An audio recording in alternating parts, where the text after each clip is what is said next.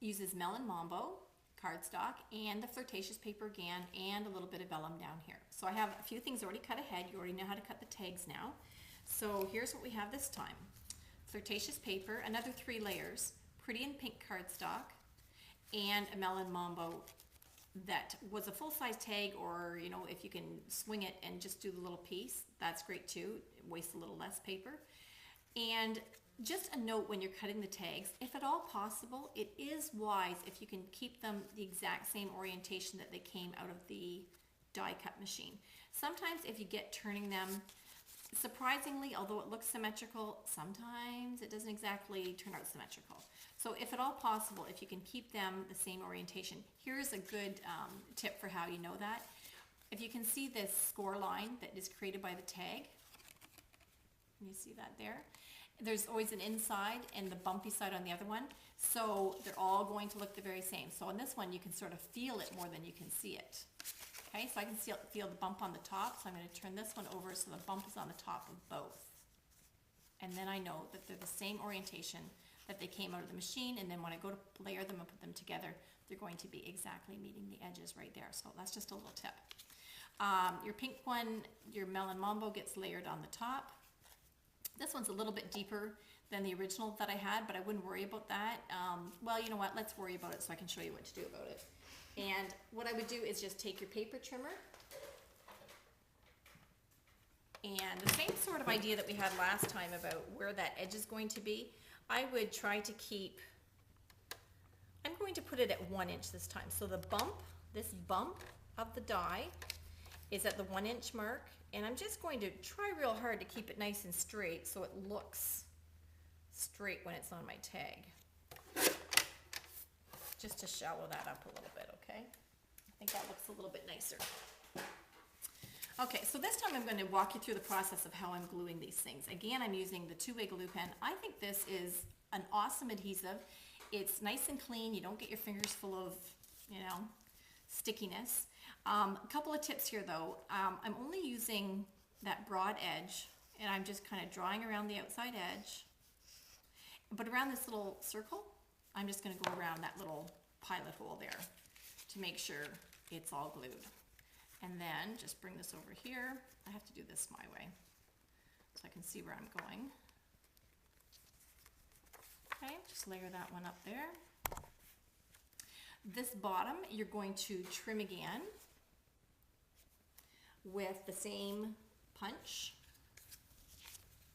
So bring this, I'm doing this for the camera, so let me just spin my body around here. Go ahead and pinch that off. You have created the first one. Come back over, line up your pattern on the front here. See how nice and even that gets? And then this one. So what you need to do is bury your pattern underneath that cutter, and I'm lining up this ruffled edge with the silver pattern on my punch, and there, nice and even. The reason it's nice and even symmetrically this way too is because I start in the middle. So I start in the middle, and if I can see a little bit of paper on this side and a little bit of paper on this side, I try to match them up to make sure they're the same little bit of paper on both sides, and then it ends up with a nice even pattern through the middle.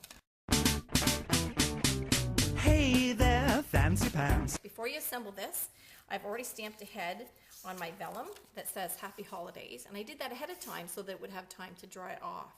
So when you're doing this at home, hopefully you've watched the video all through the first time, and you'll know the pieces that you need to stamp ahead and set aside. So there's our vellum Happy Holidays. The vellum piece is cut 5 1/4 inches by 1 inch. I've made a notation here to remind me that's not going to show in the end.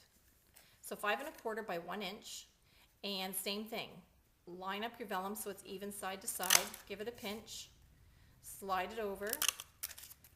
Oops. Get your other edges here. Again, line up that pattern. Make sure it's tucked underneath the punch far enough. And then the other way around. So you certainly wouldn't want to be handling this if your ink was still wet. You can see what a disaster that would be. And just take your time, line up that pattern so it's nice and even. And the last one. Okay, so, and I've missed my little end here, but it's not going to matter because that's all going to get buried around. So when I come to my flirtatious paper, I'm going to line that up. And whether or not this pattern matches, I'm sort of debate, like this one matches right up. This hump's over that hump. My first one, I had it so it was sort of offset a bit. So this looks a little more scallopy. This one looks a little more even. Doesn't really matter. I think whatever way it turns out is great, and don't stress about that. So what I did at this point is I'm just going to hold that on there nice and firmly. Hold it on the top, and I'm just going to take my vellum and just press it around the back. And same thing on the other side, just press it around the back. I don't want any adhesive on the front, only on the back side. So from here, I'm going to take my two-way glue pen again, and I'm going to put my adhesive on this side and some on this end, nothing through the Happy Holidays part. And then when I come back to my tag, just going to bring this apart. Remember that this part there's no adhesive on that front part, so you're free to slide it up and down and get it wherever you want it to be. And then when you've decided how high you want it or how low you want it, hold on to that and then just bring those back around. And that's what's going to hold that together. Okay? Because sometimes your adhesive underneath the vellum shows and it just leaves a nasty little mark. So there's that part. And then we're just going to go ahead and glue the whole thing to the pretty and pink background. So again, I'm using my two-way glue pen, going around that little circle, around the outside edge here. I'm going to do along my vellum and along the bottom part. And same thing, bring it to my tag. Take an extra minute to just make sure it's layered up nicely. Side to side, top and bottom, just all comes together very nicely. Turn it over, I'm going to give a little pressure on the back, seal it all up. Play the songs that make us dance. Play the tunes that make the ladies swoon.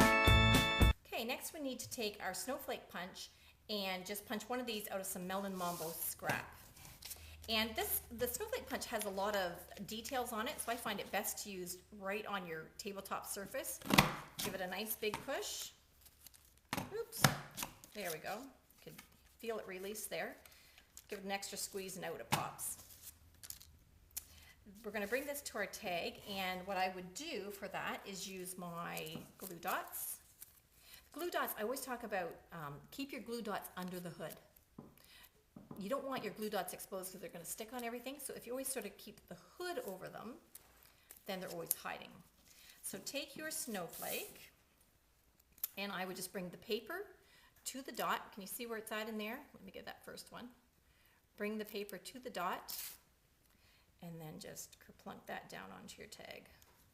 And the last thing we're going to do is finish that off with one of our rhinestones. So you can use your paper piercer if you need to get that off easily. Just sort of give it a little push and then plant it exactly where you want it. How cute is that? I'll show you on the next one how I finished off the tags. It's gonna be totally awesome.